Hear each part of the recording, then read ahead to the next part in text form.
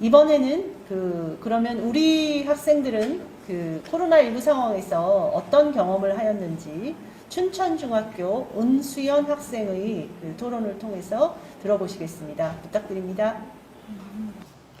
안녕하세요. 저는 춘천중학교 3학년에 재학 중이고 월드비전 아동권리 대표단으로 활동 중인 은수연입니다. 우선 아동을 대표해서 코로나19 상황 속에서의 아동 권리에 대해 이야기할 수 있는 기회를 주셔서 감사합니다. 금방 끝날 것만 같았던 코로나19가 길어지면서 저와 친구들의 생활은 많은 부분이 달라졌습니다. 어디를 가나 사람들이 마스크를 착용하고 있는 모습이 익숙해졌고 동아리 활동, 모임, 수업 또한 온라인으로 진행하고 있습니다. 학교에서 선생님께서는 아이들에게 마스크를 착용하라고 지도하시는 것 또한 코로나19 상황 속에서 새롭게 생겨난 모습입니다. 그리고 그 중에서도 코로나19로 가장 크게 달라진 부분은 저와 친구들이 가장 오랜 시간을 보내고 있는 학교 생활이라고 생각합니다. 요즘은 온라인 수업과 등교 수업을 병행하고 있습니다. 등교하는 아침마다 자가 진단을 하고 점심을 먹으러 가기 전 체온 체크를 하고 있으며 급식소에서는 서로 떨어져 앉습니다. 코로나19 전에는 학교가 끝난 후 친구들과 노는 일이 많았지만 코로나 이후 친구들을 만나는 것이 조심스러워졌습니다. 이렇게 코로나19로 인해 학교 생활이 바뀌니 적응을 하는 것이 힘들었습니다. 제가 가장 힘들었던 부분은 온라인 수업입니다. 처음 온라인 수업을 할 때 EBS 온라인 클래스를 이용했었는데요. 첫날에는 페이지가 먹통이 되어 접속이 되지 않았고 강의식 온라인 수업이라 수업에 집중을 하는 것도 이해를 하는 것도 많이 어려웠습니다. 그리고 올해에는 줌을 이용해서 온라인 수업을 진행하고 있습니다. 쌍방향 수업이라 더 괜찮을 줄 알았지만 7시간 동안 컴퓨터 앞에 앉아서 수업을 듣는 것은 결코 쉬운 일이 아니었습니다. 잦은 인터넷의 불안정과 서버의 오류로 마이크가 켜지지 않거나 비디오가 보이지 않는 등의 상황이 발생하곤 하는데 이럴 때면 이를 설명해야 하는 상황이 번거롭고 힘이 듭니다. 줌을 이용해 수업을 하면서 단방향 수업보다 수업에 대한 이해가 더 잘 될 줄 알았지만 쌍방향 수업도 온라인이라는 한계가 있어 생각보다 그렇지 않은 상황입니다. 지금은 처음에 비해 온라인 수업에 적응을 하긴 했지만 여전히 낯설고 장시간 동안 컴퓨터를 바라보니 머리가 어지럽고 눈이 피곤할 때가 많습니다. 그리고 학교 수업의 부족함을 느끼다 보니 사교육에 대한 의존도가 더 높아진 것 같습니다. 또한 학교 생활에서 활동에 제약이 생긴 것도 큰 아쉬움입니다. 모든 분들이 그렇겠지만 마스크를 쓰고 수업을 들어야 하니 답답하고 체육 시간에도 마스크를 써야 하니 숨이 차고 힘듭니다. 체육 시간에 왕복 오래 달리기를 했었는데 매우 힘들었던 기억이 있습니다. 친구들과 즐거운 시간을 보낼 수 있는 체육대회도 수학여행도 코로나가 심각해지면서 모두 취소되었습니다. 이렇게 코로나19로 인해 학교 수업과 교내 활동에 제약이 생기면서 당연하다고 생각했던 교육과 학교를 통한 경험의 기회가 당연하지 않은 것이 되어버렸습니다. 그리고 이런 상황 속에서도 경제적인 상황이나 가정의 상황에 따라 아동의 교육과 경험의 격차가 커지는 것 같아 더욱 걱정스럽습니다. 코로나19 상황에서 아동이 겪는 어려움이 많지만 무엇보다 아동이 교육을 받을 수 있는 권리가 잘 지켜지길 바랍니다. 구체적으로는 온라인 수업을 안정적으로 들을 수 있도록 온라인 시스템이 보다 탄탄하게 만들어지면 좋겠습니다. 수업을 진행하는 중에 오류가 생겨 수업 시간의 반 이상을 서버를 복구하는 데 쓰일 때가 자주 있기 때문입니다. 온라인 수업을 듣는 것 자체도 어려운데 적어도 시스템에는 문제가 생기지 않으면 좋겠습니다. 또한 자가격리를 하고 있는 아동에 대해 대책을 세워주셨으면 합니다. 제 친구의 경우 등교 수업을 하는 딱 2주 동안 자가격리를 하게 되었는데 이렇게 됐더니 학교 진도를 스스로 따라가야 했습니다. 이 점이 제 친구는 참 힘들었다고 합니다. 그리고 시험 보는 날에 자가격리를 하게 된다면 시험을 볼 수가 없습니다. 자가격리를 하는 아동들이 교육에서 배제되지 않도록 대책이 마련되길 바랍니다. 구체적인 희망사항을 말씀드렸는데 이외에도 모든 아동들이 코로나19 상황 속에서도 즐겁게 공부할 수 있도록 아동의 상황에 따라 교육의 격차가 발생하지 않도록 더 관심을 가지고 노력해 주시면 좋겠습니다. 코로나19 상황 속에서 모두가 힘들고 어렵듯이 아동들도 어려운 시간을 보내고 있습니다. 온라인 교육이 이전보다 안정되었지만 하루 종일 온라인으로 교육을 받고 있는 상황이 학교 생활에서 활동에 제약을 받고 있는 상황이 여전히 불편하고 힘이 듭니다. 그런데 이렇게 코로나19 속에서 어려움을 겪고 있는 아동들은 본인의 어려움을 이야기할 수 있는 기회가 많지 않습니다. 오늘과 같은 자리가 많이 만들어져서 코로나19 상황 속에서 어려움을 겪고 있는 아동의 목소리를 많은 분들이 들을 수 있으면 좋겠습니다. 그리고 코로나19 상황 속에서도 아동의 권리가 더욱 지켜질 수 있도록 모두가 함께 더욱 노력해 주시길 부탁드리겠습니다. 감사합니다. 코로나19 경험에 대해서 온라인 학습에서의 경험, 그리고 학교 생활에서의 경험, 그리고 격리된 학생들의 경험을 중심으로 말해 주었습니다. 감사합니다. 다음으로는 취약계층의 경험을 중심으로 월드비전 국내 사업팀의 진이진 팀장님의 토론을 듣도록 하겠습니다. 부탁드립니다. 네, 안녕하십니까. 월드비전 국내 사업팀 진희진입니다. 코로나19를 지나면서 아동들이 경험한 상황에 대한 연구들을 통해 아동들의 삶의 질 향상, 우리 아이들의 기본권 보장과 관련된 논의와 대안들이 마련됨은 너무 당연하기도 하지만 또 반가운 소식이라고 생각됩니다. 그런 의미에서 연구진 분들과 오늘 발표자님들께 감사의 말씀 드리겠습니다. 저는 오늘 가정박 청소년과 월드비전 사업장 현장에서 만난 사례들을 통해서 향후 아동의 기본권 보장을 위한 대안이 마련될 때 취약 아동들의 어려움이 좀 복합적으로 이해되고 그것들이 반영되었으면 하는 바람을 담아서 말씀드리고자 합니다. 먼저 가정박 청소년 사례에 대해서 말씀드리겠습니다. 그렇지 못한 경우들도 많이 있지만 가정박 청소년들은 주로 쉼터에서 보호받고 있습니다. 만난 아동 중에 이 아동의 경우에는 단기 시설부터 중장기 시설까지 쉼터에서 생활했었습니다. 고등학교를 졸업하면서 자립을 준비하고 퇴소했는데요. 그동안 쉼터에 있으면서 식당 매니저로 일했고 정규직이 되기를 기다리고 있었습니다. 코로나가 아니었다면 정규직이 되고 안정된 직장을 얻었겠지만 이 친구는 코로나를 맞으면서 해고당했습니다. 이미 쉼터에서 자립한 상태라서 어떻게 할 수 없는 상황으로 친구 집을 전전하면서 지내게 되었습니다. 다행히 쉼터 선생님과 다시 연계되면서 중장기 쉼터에 재입소했고 또 향후 자립지원관이 설치되면 그곳에서 자립을 준비할 계획도 가지고 있지만 이 친구가 경험한 코로나19는 너무 심각한 일이었습니다. 쉼터의 자립지원은 아직 가정의 아동보호시설의 자립지원보다 열악한 상황이기 때문에 이렇게 쉼터와 다시 연계되어 지원을 받는 사례보다 그렇지 못한 사례가 훨씬 더 많을 것으로 보입니다. 아이들이 어디에 있든지 동일한 양질의 서비스를 받도록 전달 체계 간의 형평성을 제고할 필요도 다시 한번 생각하게 됩니다. 보호자의 경제적 지원이 없는 가정박 청소년들에게 경제활동은 필수적입니다.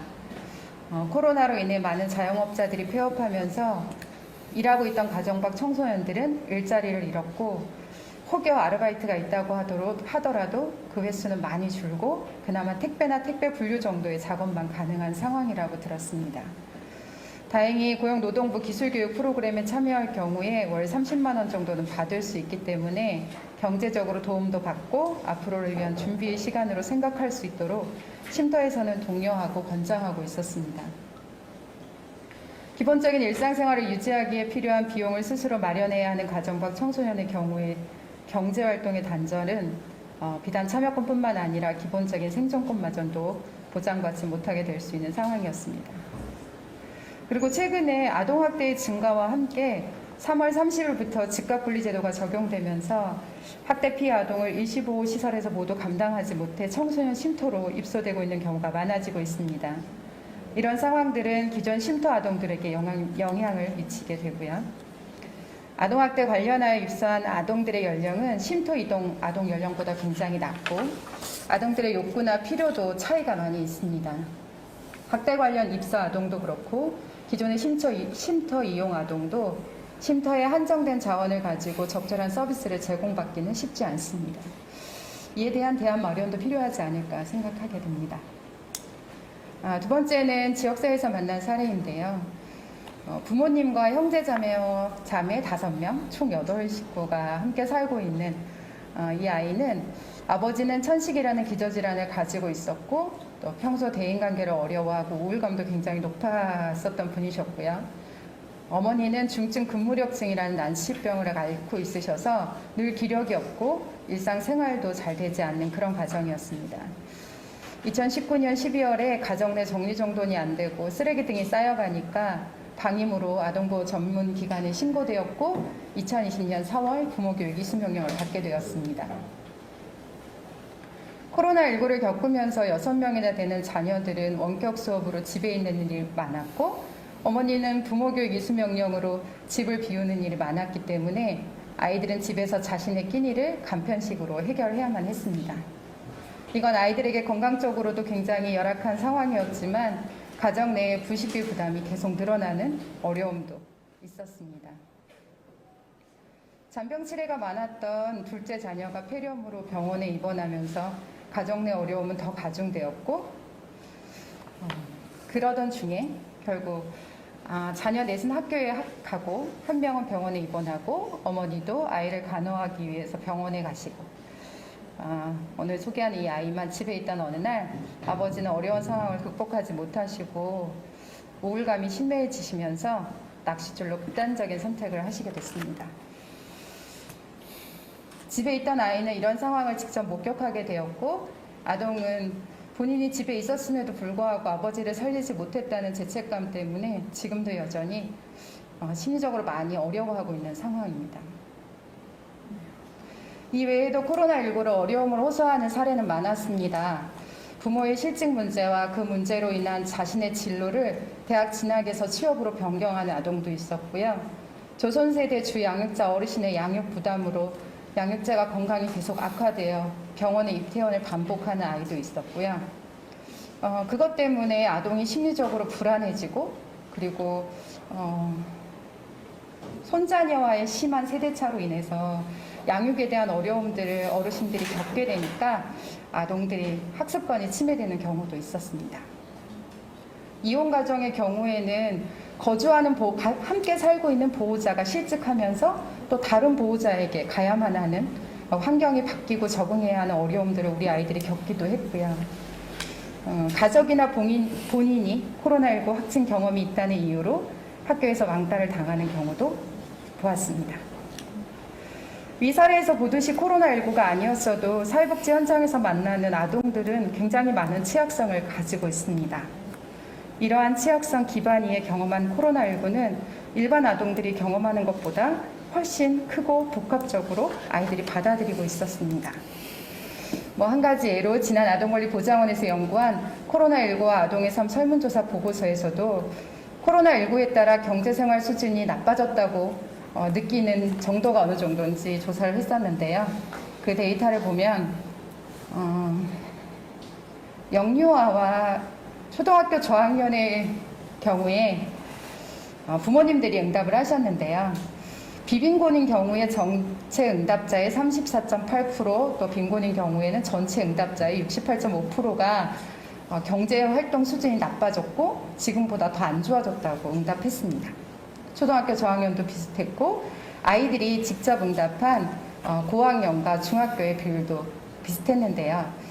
초등학교 고학년의 경우에 비빈곤의 아동들이 15.7%였던 데 반해서 빈곤 아동의 경우가 4배에 달하는 62.0%가 내가 지금 경제활동 수준이 나빠졌다라고 응답하였습니다. 아동들이 체감하는 어려움의 격차가 얼마나 큰지 이 단순한 통계에서도 확인할 수 있었습니다.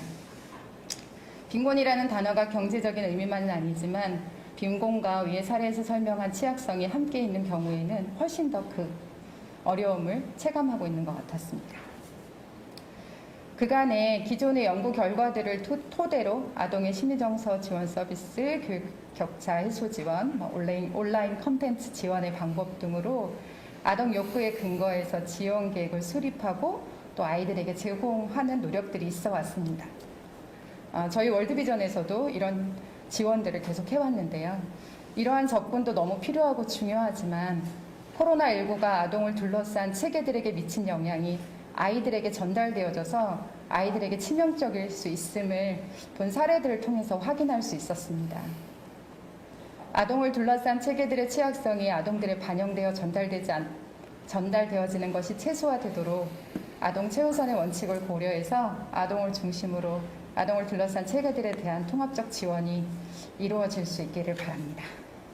네, 감사합니다. 진희진 팀장님께서는 그 학교 밖 청소년, 그 다음에 가정 밖 청소년, 그 다음에 이제 취약한 가정의 그 아동이 겪은 어려움을 그 말씀하셨고, 그래도 이제 우리 사회의 NGO들이 그 되게 빨리빠르게 이렇게 좀 그 보호책을 마련해 주셨다라는 점을 그 얘기해 주셔서 한편으로는 이제 되게 고맙고 감사하다라는 생각이 들었습니다.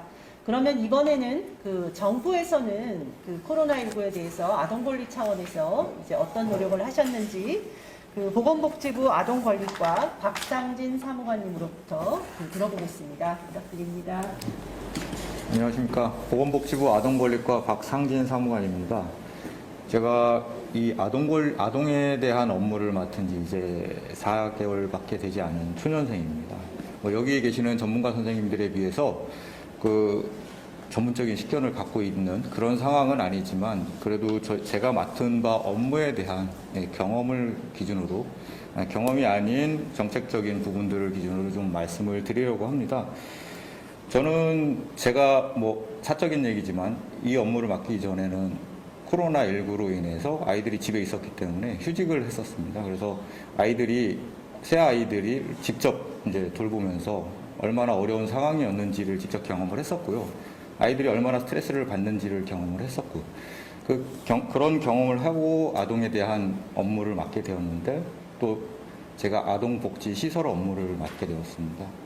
제가 현장에 나갔을 때 가장 먼저 접했던 얘기가 시설에 있는 아동들이 외출을 못하고, 면회도 못하고, 이런 상황이기 때문에 실질적으로 굉장히 어려운 상황이다. 학습 능력도 저하되고 있고, 실제 교우 관계도 단절의 위기가 있다. 이런 말씀들을 들었습니다. 그 얘기를 들었을 때 우리 집에 있는 아이들과 비교가 됐고, 당연히 내가 어떤 일을 해줄 수 있을까에 대한 고민을 했었고요. 근데 집에 있을 때와의 상황과 아이들이 시설에 있을 때의 상황을 또 동일시하게 생각할 수 있을까라는 고민도 했었고요. 그러다 보니까 정말 이 상황에서 내가 이 아이들이 자유롭게 외출할 수 있도록 학원에 다닐 수 있도록 풀어줬을 때 정말 감염으로부터 어떻게 아이들을 보호할 수 있지라는 고민도 있었고요. 사실은 걱정이 더 컸다라고 볼 수밖에 없었습니다. 이런저런 걱정들이 굉장히 계속 이제 되는 상황에서 조금이라도 이제 도움이 되는 것들을 조금씩 이제 풀어나가려고 노력을 했었고요. 최근에도 아까 장영인 교수님께서 말씀하셨던 그런 문제인식을 계속 가지고 있는 상황입니다. 최근에 저희들도 나름대로 아이들이 학원에 자유롭게 다닐 수 있도록 하는 조치, 그리고 원가정 지원을 위해서 부모님들과 만날 수 있도록 하는 조치, 이런 것들에 대해서 주변의 산책이나 프로그램을 할 수 있도록 할 수 있는 조치들을 최근에 시행을 하게 되었습니다. 이런 문제들이 사실은 그럼에도 불구하고 걱정은 여전히 될 수밖에 없습니다. 최근에도 아동복지시설 내에 집단적으로 종사자와 아동들이 상호간의 감염 사례가 계속 발생을 하고 있기 때문에 이런 우려에서 자유로울 수가 없고요. 계속되는 완화 조치는 저희들이 하려고는 하지만 그 우려를 계속 안고서 할 수밖에 없는 상황이라는 걸 말씀을 드릴 수밖에 없습니다. 오늘 이렇게 제가 부족하지만 많은 문제의식을 가지고 생각할 수 있는 기회를 만들어주신 아동권리학회에 감사드리고요. 앞으로도 좋은 정책, 아동들의 이익을 최우선으로 하는 정책을 만들기 위해서 계속 노력하겠습니다. 감사합니다. 네, 감사합니다. 박상진 사무관님께서는 이제 시설에 있는 아동의 안전을 고려하는 것이 정부의 최우선 정책이었다라고 말씀해 주셨고요. 그러면서 이제 동시에 아동들의 권리를 더 보장해 주기 위해서 노력하게 되었다라는 얘기도 해주셨고요. 이제 앞으로 더 많이 정책화 시키겠다라는 말씀도 해주셨습니다.